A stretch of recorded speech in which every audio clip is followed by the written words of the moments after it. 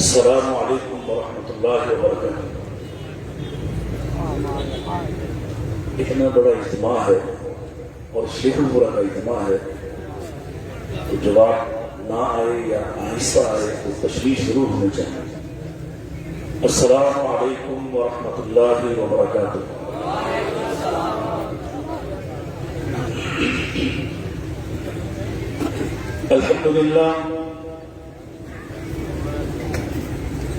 الحمد لله نحمده ونستعينه ونستغفره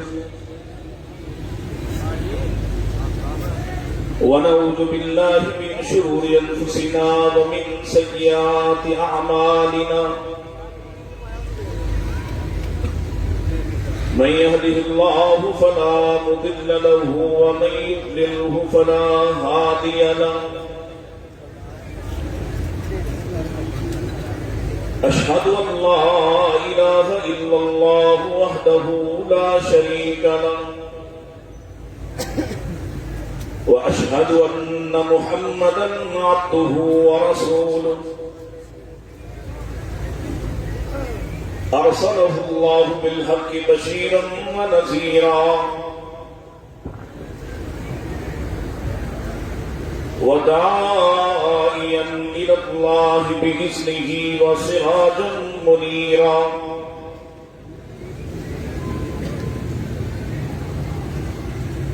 اللهم صل على محمد وعلى آل محمد كما صليت على إبراهيم وعلى آل إبراهيم إنك حميد مجيد، اللهم بارك على محمد وعلى آل محمد كما باركت على إبراهيم وعلى آل إبراهيم إنك حميد مجيد۔ أعوذ بالله السميع العليم من الشيطان الرجيم، بسم الله الرحمن الرحيم، ألف لام ميم، أحسب الناس أن يتركوا أن يقولوا آمنا وهم لا يفتنون، ولقد فتنا الذين من قبلهم فليعلمن الله الذين صدقوا وليعلمن الكاذبين، وقال الله تعالى هو الذي أرسل رسوله بالهدى ودين الحق ليظهره على الدين كله وكفى بالله شهيدا۔ قال النبي صلى الله عليه وسلم بادروا بالأعمال فتنا كقطع الليل المظلم، يصبح الرجل مؤمنا ويمسي كافرا أو يمسي مؤمنا ويصبح كافرا، يبيع دينه بعرض من الدنيا أو كما قال عليه الصلاة والسلام۔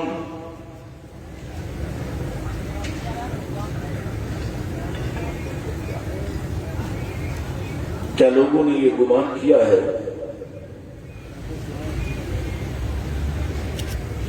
کہ انہیں چھوڑ دیا جائے گا جبکہ وہ یہ اعلان کر چکے ہوں کہ ہمارا رب اللہ ہے اور ہمارے رسول محمد صلی اللہ علیہ وسلم،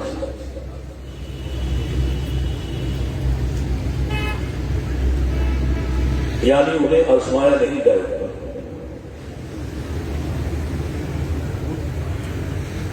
وَلَقَدْ فَتَنَّا الَّذِينَ مِن قَبْلِهِمْ، تو انہیں اس بات کا یقین کر لینا چاہیے کہ ان سے پہلے لوگوں کو بھی آزمایا گیا،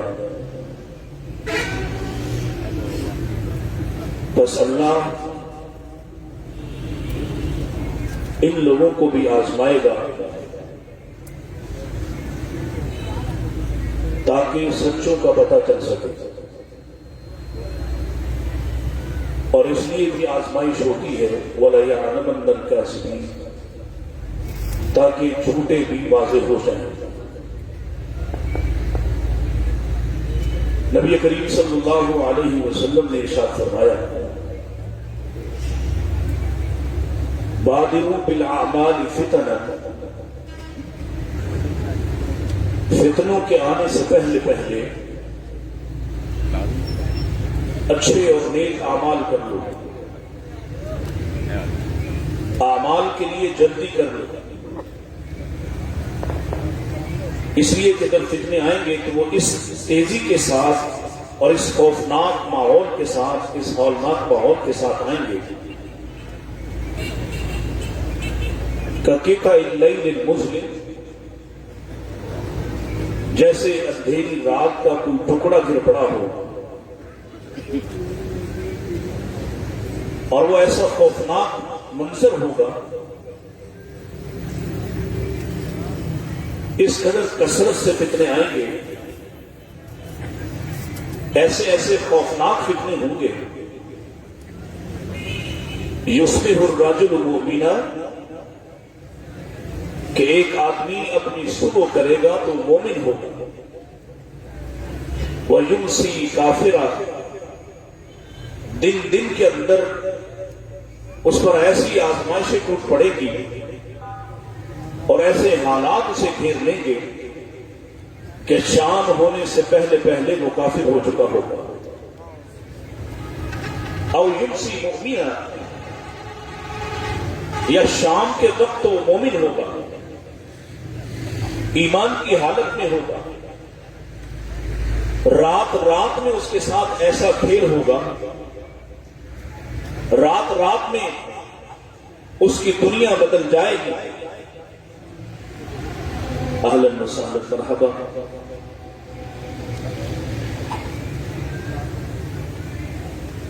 مولانا محمد نعیم بٹ صاحب تشریف لائے، اللہ ان کی زندگی میں برکت دے اور ان جیسے جذبے ہم سب کو بھی عطا کر دے جو اس حالت میں بھی دین کی دعوت کے لیے تشریف فرما ہے۔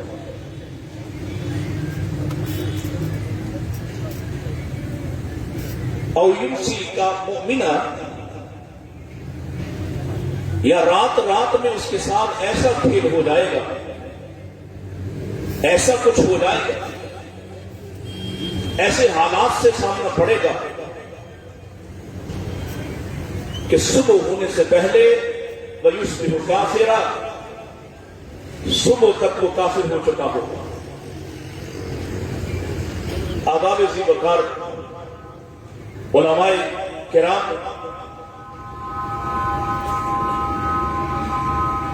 میں سب سے پہلے شکریہ ادا کرتا ہوں صاحبزادہ قاری عبدالرحمان شیخ پوری حافظہ اللہ تعالی کا، محترم بھائی حافظ کثیر صاحب کا، جنہوں نے آپ سے مخاطب ہونے کا اور علماء کے درمیان بیٹھ کر کچھ سبق سنانے کا موقع عنایت فرمایا ہے۔ اللہ ہمیں حق پر قائم رکھے اور حق پر استقامت دے اور حق کی موت نصیب فرمائے۔ میں اپنے مختصر وقت میں چند ایک چیزیں آپ کے سامنے رکھنا چاہتا ہوں۔ فتنے ہمیشہ دو طرح کے ہوتے ہیں، ان کی بنیاد دو طرح سے ہے۔ ایک، کچھ ایسے فتنے ہیں جو ہر صاحب ایمان کو آتے ہیں، ہر صاحب ایمان کو ان سے سامنا اور سابقہ پڑتا ہے،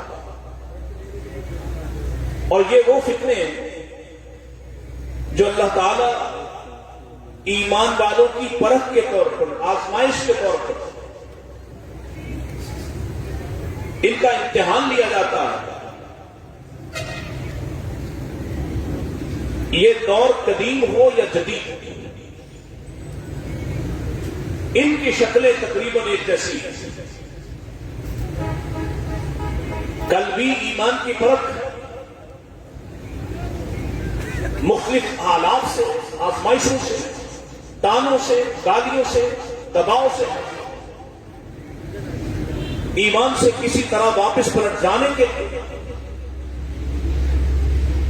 اور آج بھی یہ آزمائشیں تقریباً اسی شیپ اور شکل میں آج بھی موجود ہیں. ان فتنوں کا مقصد ایمان والوں اور منافقین کے درمیان ایک حد فاصل کھینچنا ہے. فَلَيَعْلَمَنَّ اللَّهُ الَّذِينَ صَدَقُوا. کون سچا ہے، ان حالات میں بھی ایمان پر کھڑا ہے، ان حالات میں بھی دین پر پہرا دیتا ہے، یہ جانا جاتا ہے، یہ پرکھ کی جاتی ہے. پرکھ کون کرتا ہے؟ پرکھ تو وہ کر رہا ہے جو دلوں کے حال کو بھی جانتا ہے، جو ان آزمائشوں کے آنے سے پہلے بھی جانتا ہے، اور یہ آزمائشیں ایمان والوں کے ساتھ کیا کریں گی اور پھر ایمان والوں کی حالت کیا ہوگی پہلے سے نتائج جانتا ہے. یہ پرکھ ہوتی کہاں ہے؟ یہ معاشرے، لوگوں کے سامنے، احباب کے سامنے، خاندان کے سامنے، جماعتوں کے سامنے، قوموں کے سامنے لوگ نکھر کر سامنے آتے ہیں. اگر یہ آزمائشیں نہ ہوتی اور آزمایا نہ جاتا تو کون جانتا کہ صدیق کو صدیق کہا جائے؟ اگر یہ آزمائشیں نہ آتی تو آج کون سمیہ کو یاد کرتا؟ اگر یہ آزمائشیں نہ آتی تو آج کون بلال کے تذکرے سنتا، سناتا، روتا؟ اگر یہ آزمائشیں نہ آتی تو آج کون عثمان اور حسین رضی اللہ عنہم اجمعین کی باتیں کرتا؟ یہ آزمائشیں ہمیشہ ایمان والوں کا ایمان لوگوں کے سامنے ظاہر کرنے کے لیے آتی ہیں. یہ فتنے ہمیشہ ایمان والوں کو سرخرو کرتے ہیں. یہ جتنے بھی ہوں، جتنے ہولناک بھی ہوں، جتنے خوفناک بھی ہوں، یہ ہمیشہ ایمان والوں کو تمغے سجانے آتے ہیں. اگر فتنے نہ آئیں، اور آج کے اس پاکستان میں بھی جہاں مذہبی رواداری، مذہبی ہم آہنگی اور مذہبی و انسانی آزادی کی بات کی جاتی ہے، وہاں بھی سب سے مشکل کام اہل حدیث کی مسجد بنوانا ہو، تو پھر پتہ کیسے چلے کہ حق پر کون ہے اور حق پر کون نہیں ہے؟ آج چرچ تو بن سکتا ہے، آج یہاں اس ملک میں ایک بھی یہودی نہ رہے لیکن یہودیوں کی عبادت خانہ بن سکتا ہے. قادیانی جو قانونی طور پر ایک بھی مذہبی عبادت خانہ نہیں تعمیر کر سکتا، اس کے عبادت خانے بن سکتے ہیں، لیکن اہل حدیث کی مسجد جہاں بنے گی آزمائش، تو ان آزمائشوں پر گھبرانا نہیں ہے، پریشان نہیں ہونا، کیونکہ یہ آزمائشیں آپ کے ایمان کو لوگوں کے سامنے ظاہر کرنے کے لیے آتی ہیں. یہ فتنے مبارک ہیں، لیکن ان فتنوں میں کرنا کیا ہے؟ استقامت کے ساتھ اپنے نظریے پر کھڑے رہیں، اس کو نہ بیچنا، اور کسی بھی رنگ و روپ میں آنے والے فتنہ باز اور کسی بھی فریب میں آ کر دھوکہ دینے والے سے اپنے منہج کو، اپنے مسلک کو چھیننے نہ دینا. دوسری طرح کے فتنے یہ وہ ہیں جو آپ سے ایمان چھیننے آتے ہیں، جو ایمان سے خالی کر دیتے ہیں، ایمان لوٹ لیتے ہیں. آج ان فتنوں کا عروج ہے. آج یہ فتنے اس قدر زیادہ ہیں کہ ان فتنوں کے نام لینا ہی اس آدھے گھنٹے میں ناممکن ہے. چند ایک نمایاں ترین اسی حدیث سے شروع کرتے ہیں کہ ایسا کیا ہوتا ہے. نبی کریم علیہ السلام جو آنے والے حالات کو بیان کر کے گئے ہیں. سیدنا حذیفہ رضی اللہ تعالیٰ فرماتے ہیں میں لوگ نبی پاک سے بشارتوں کی باتیں پوچھتے، آنے والے اچھے حالات کی خبر لیتے۔ کون حذیفہ؟ حذیفہ کون ہے؟ وہ بات جو میرے نبی نے اپنے رازدان اور خاص یار اور رفیق سفر سیدنا صدیق اکبر سے بھی نہ کی ہو، وہ بات بھی آپ نے سیدنا حذیفہ بن یمان کو بیان کی ہے۔ حذیفہ کی اس ایک فضیلت پر قربان جاؤں، نبی کریم اسلام کے سب سے قریبی، سب سے مخلص اور سب سے اعلیٰ اور ایسے دوست جن کے بارے میں آپ اپنی وفات سے پہلے اپنی امت کو نصیحت کر کے گئے، وہ سیدنا صدیق اکبر رضی اللہ تعالیٰ عنہ ہیں۔ لیکن حذیفہ کی قسمت اور نصیب کے کیا کہیے کہ وہ رسول اللہ صلی اللہ علیہ وسلم سے ان آنے والے فتنوں اور آزمائشوں کی خبریں جانتا ہے کہ وہ بات جو اللہ کے نبی نے سیدنا صدیق کو بھی نہیں بیان کی ہے، وہ باتیں بھی حضرت حذیفہ جانتے ہیں۔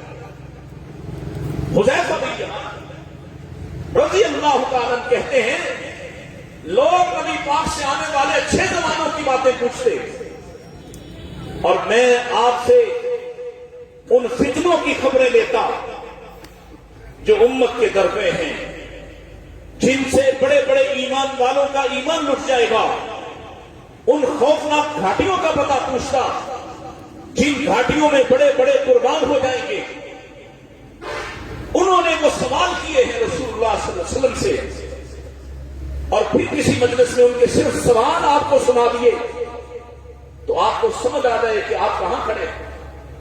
رسول اللہ صلی اللہ علیہ وسلم نے جو انہیں نصیحتیں کی ہیں، ان فتنے کو زمانے میں جو آئیں گے اور اس طرح کے خوفناک فتنے، تو انہوں نے پوچھا تھا اللہ کے نبی، صرف ایک حصہ کرنے لگا کہ جب ایسے حالات آ جائیں، جب ایماندار بے ایمان ہو جائے، امانتدار خائن ہو جائے، سچا جھوٹا تصور کیا جائے اور جھوٹا سچا بن جائے، میں کیا کروں؟ تو آپ نے کیا فرمایا تھا؟ میری سنت کے ساتھ، میرے خلفاء کی سنت کے ساتھ اس طرح سے اپنے آپ کو منسلک رکھنا، اس سنت کو کبھی نہ چھوڑنا۔ میں علاج بھی ساتھ ساتھ بیان کرتا ہوں۔ ان تمام فتنوں کا جو ایمان لوٹنے میں آتے ہیں، ان کا علاج کیا ہے؟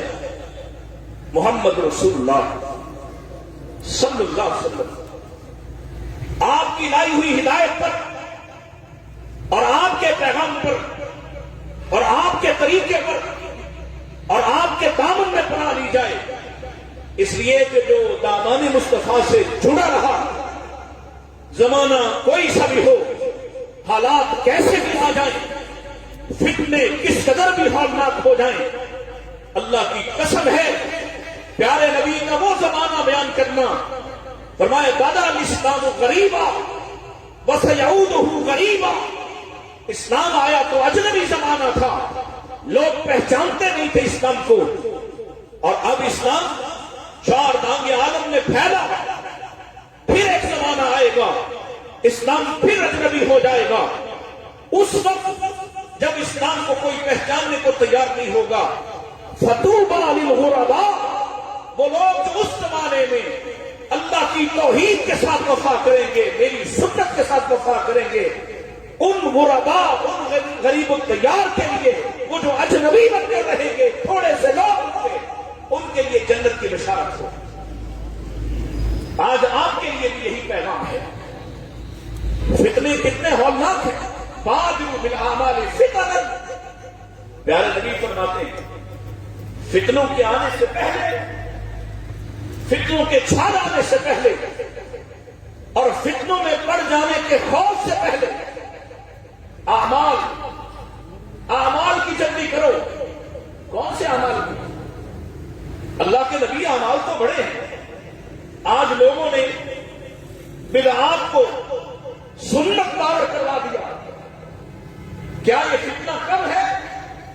کیا اس طرح کبھی بھی امت کا کوئی گروہ یا پوری امت کو یہ خوف کبھی بھی لاحق تھا کہ بدعت سنت بن جائے؟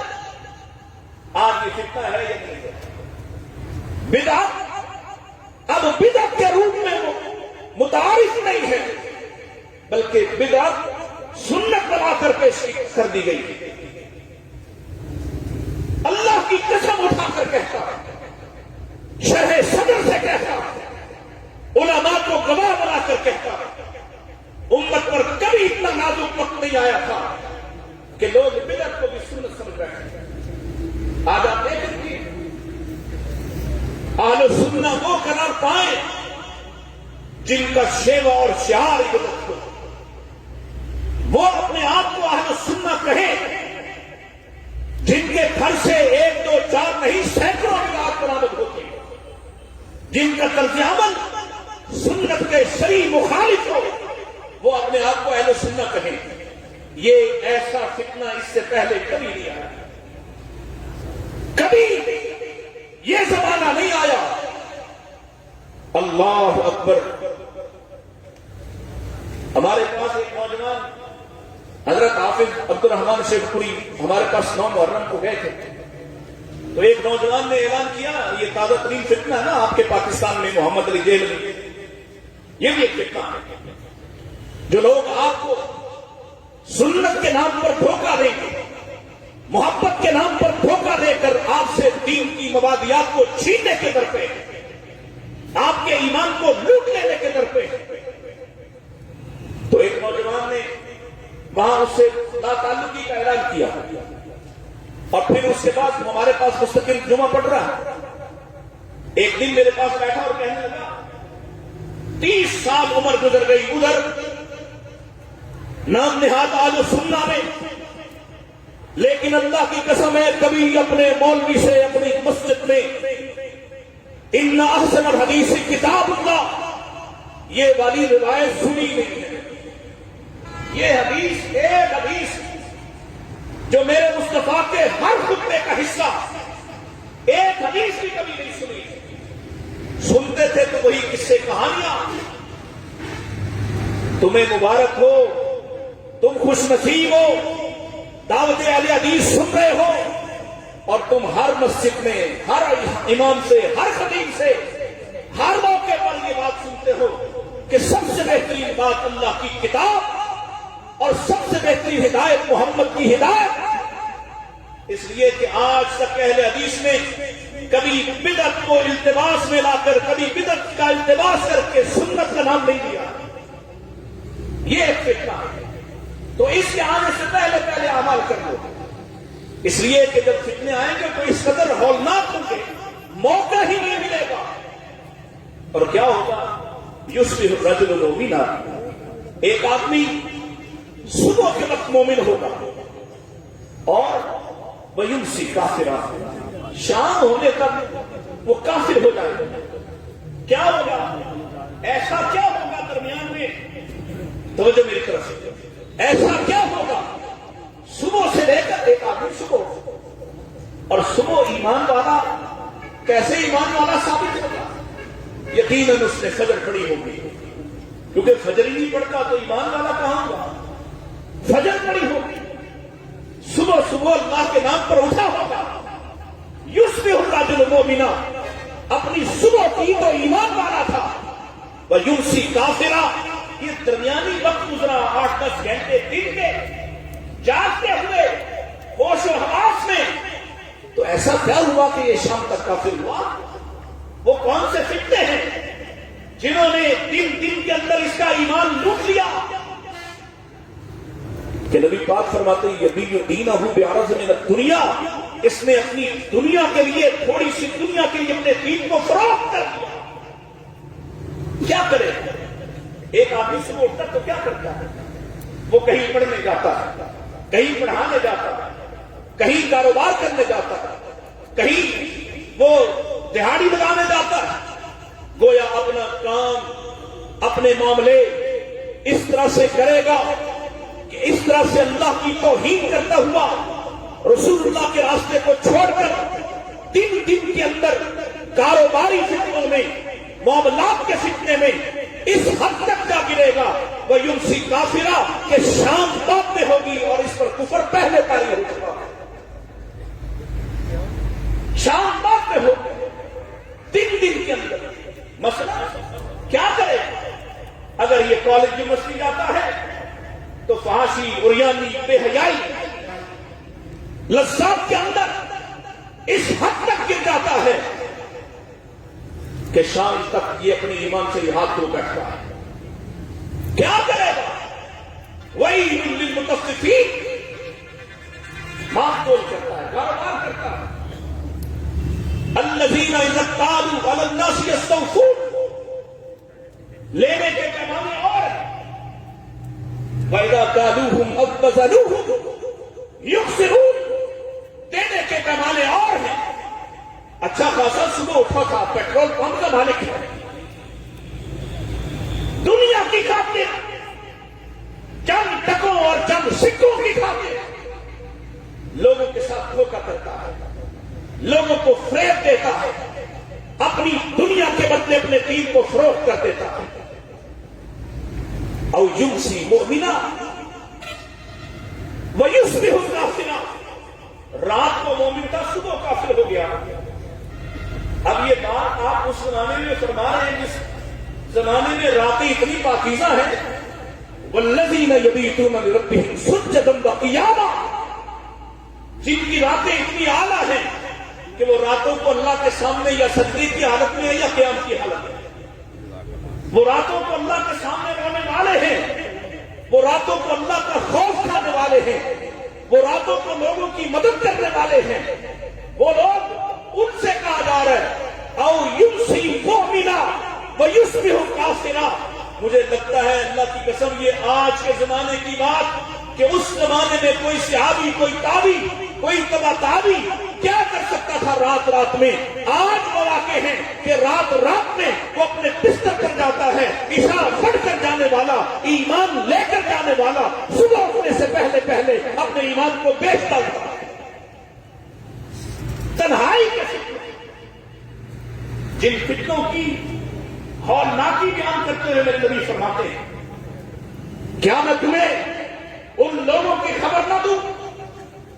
تم بھی اپنے اعمال پر بڑے نازاں ہو، بڑے خوش ہو، اپنے عقیدے پر بڑے نازاں ہو. سن لیجیے، بڑے اعمال ان کے پاس، اجر و ثواب ان کے پاس. آقا کتنا اجر و ثواب ہے؟ فرمایا تہامہ پہاڑوں کی مانند. تہامہ پہاڑ ایک سلسلہ ہے پہاڑوں کا، جیسے آپ کے ہاں طرح طرح کا ایک سلسلہ ہے. لمبے چوڑے پہاڑ، طویل، ایسے اعمال ان کے پاس، ایسے اجر ان کے پاس. پھر فرمایا یہ اللہ کے سامنے جائیں گے تو اللہ ان کے انتہامہ پہاڑوں جیسے اعمال اور اجر و ثواب کو ہباء منصورہ بنا کر، راکھ کا ڈھیر بنا کر اڑا دیں گے. صحابہ کام گئے. حدیث تم نے بھی سنی ہے، میں سنا رہا ہوں، لیکن اللہ کی قسم ہم نے مصطفیٰ کے الفاظ اور پیغام کو ایسے ابھی تک نہیں سمجھا جیسے صحابہ نے سمجھا. ڈر گئے، خوف زدہ ہو گئے. صفہم لنا یا رسول اللہ، جلہم لنا یا رسول اللہ. آقا یہ کون لوگ ہیں جن کے اعمال اس قدر وسیع، اس قدر عریض، اس قدر بلند و بالا، اور ان کے اعمال کو رات کا ڈھیر بنا دیا جائے؟ کچھ ان کی صفتیں بیان کرتے ہیں، کچھ ان کی حالتیں بیان کرتے ہیں تاکہ ہم ان سے بچ جائیں. آقا نے کیا بیان فرمایا؟ کہا من جلدتکم، تم میں سے ہے، تمہاری طرح کے ہیں، تمہاری طرح نمازیں پڑھنے والے، تمہاری طرح قرآن پڑھنے سننے والے، تمہاری طرح جہاد کرنے والے، تمہاری طرح خرچ کرنے والے، تمہاری طرح کے اعمال رکھتے ہیں. لیکن تمہارا اور ان کا فرق کیا ہے؟ اس کا ایک مطلب تو یہ ہے کہ اللہ کے فضل و کرم سے تنہائی کے فتنوں سے پاک تھے تو صحابہ تھا. فرق کیا ہے کہ یہ وہ لوگ ہیں اذا خلو، جب یہ تنہا ہوتے بمحارم اللہ، اللہ کی حدود میں اس طرح سے ڈاکہ زنی کرتے ہیں. انتہقوہا، یہ اللہ کی حدود کو چھیڑنے والے بن جاتے ہیں. تنہائی میں جاتے ہیں، ایمان کے ساتھ گئے تھے لیکن تنہائی کے اندر ایسا کچھ کر دیا کہ ایمان ہی ختم ہو گیا. اب آج سے پہلے ابھی یہ 20-25 سال کے پہلے والی تنہائی اور آج کی تنہائی زمین و آسمان کا فرق پڑ گیا. کیا ہوا؟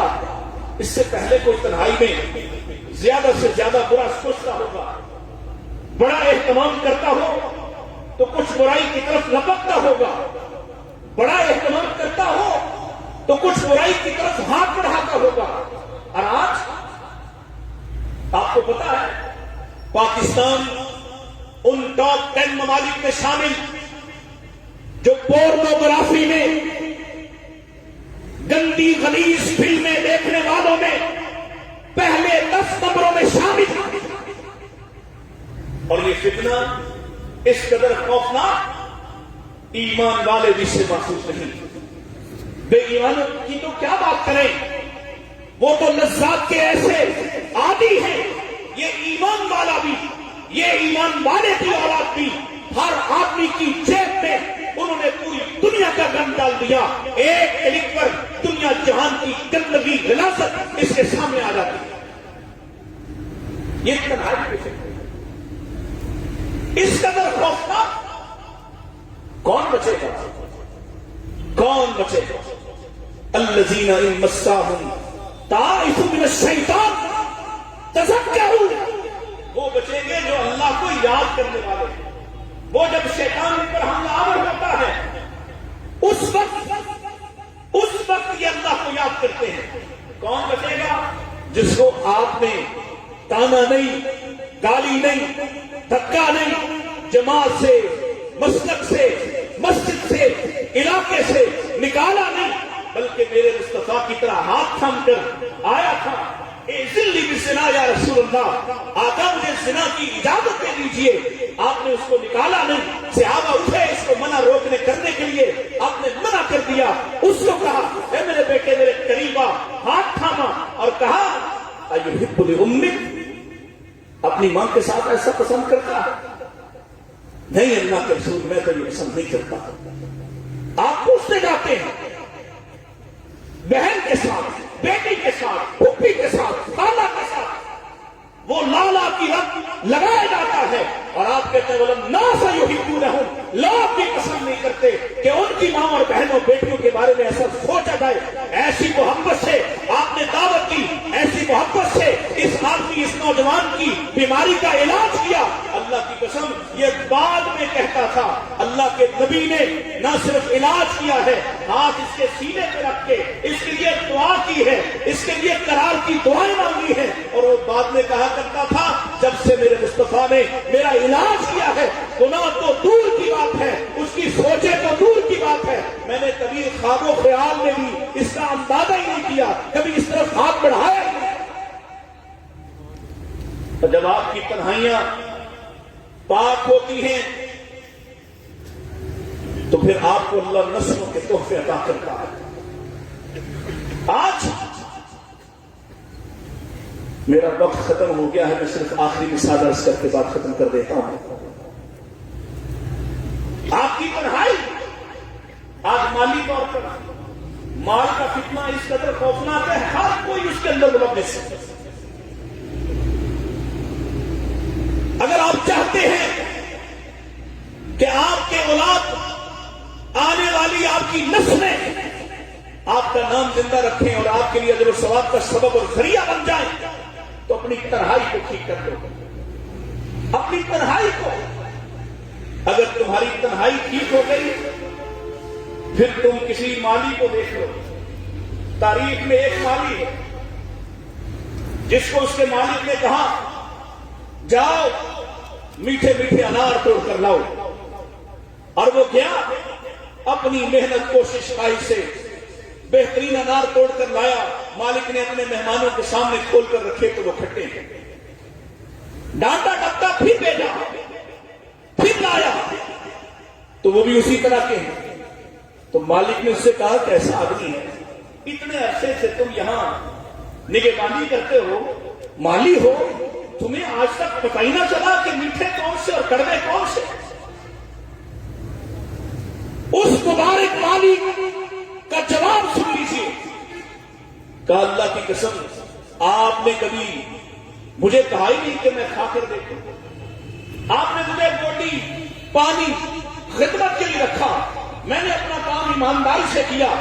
आपने खाने की इजाजत दी नहीं, कभी खाता तो पता चलता कि मीठे कौन से और कड़वे कौन से होते हैं। आज हमारे नौजवान जिनके पास काम करते हैं उन्हीं को धोखा देते हैं माल की वजह से। ये हम दिन के फिक्र। और जब इस आदमी ने अपनी जिम्मेदारी तन्हाई में भी इस तरह से निभाई है कि अपने मालिक ने अगर इजाजत दी नहीं तो एक अनार का दाना खाने वाला नहीं है, अल्लाह ने इसको तोहफे में अब्दुल्लाह इब्न मुबारक अता किया। ऐसा बेटा अता किया है कि कोई शख्स उस वक्त तक मुहद्दिस हो नहीं सकता जब तक कि वो अब्दुल्लाह इब्न मुबारक के कदमों से होकर नहीं गुजरता। और आखिरी अर्ज, फिक्री फिक्रे इल्हाद लादीनियत इस कदर उरूज पर कि आपका ईमान छीनने पर तरफे। और हम कहां भेजते अपनी औलाद को? उन अकल परस्तों के पास कि वहां जाके बड़ा साइंसदान बने। वो साइंसदान बना, लालच के लिए तुमने अपनी नस्लों को यूरोप और अमेरिका के हवाले किया स्टूडेंट वीजे देकर, और तुम समझते हो कि तुम कामयाब हो गए। अल्लाह की कसम है 90 से ज़ायद% यहां वहां से वापिस आए नहीं, जो आए वो यहां आपके मुआशरे के लिए फितना बन गए, इसलिए कि वो वहां से अकलियत परस्ती सीख कर आए, दीन बेदारी सीख कर आए। और अगर आप बचना चाहते हैं और बचना होगा तो एक ही इलाज है, दामान मुस्तफा। हर तरह के फितने कल भी इलाज मुस्तफी तालीम में, और आज भी हर तरह के फितनों का इलाज मुस्तफी तालीम में। इसलिए कि अर्श वाले ने आपके लिए फरमाया, हुवल्लज़ी अरसला रसूलहु बिलहुदा व दीनिल हक। पूरी दुनिया में कोई दूसरा शख्स नहीं है जिसके साथ अल्लाह ने दीन हक को नाजिल किया हो, जिसकी तरफ हिदायत हो। मुहम्मदुन फर्कुन बैनन नास, मोहम्मद तराजू है, तवाज़ुन है, मोहम्मद मायार है। हक के लिए जो आपकी तरफ होगा, जो आपकी सुन्नत पर होगा, वो हक पर भी होगा और दीने हक पर भी होगा। जो आपकी तरफ न हुआ वो किसी की तरफ नहीं हुआ, न वो हक पर हो सकता है और न वो हिदायत पर हो सकता है। वह आखिर दावाया अल्हम्दुलिल्लाह रब्बिल आलमीन। आपके जज्बात को कुर्बानी के लिए इशारे